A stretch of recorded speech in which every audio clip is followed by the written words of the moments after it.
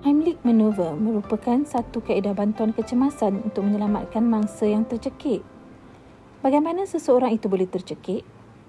Kejadian tercekik boleh berlaku sekiranya makanan atau objek tersangkut pada kerongkong manusia yang boleh menyebabkan seseorang itu sukar bernafas. Trakea adalah sebahagian organ pernafasan yang dilindungi satu injap yang dinamakan epiglottis.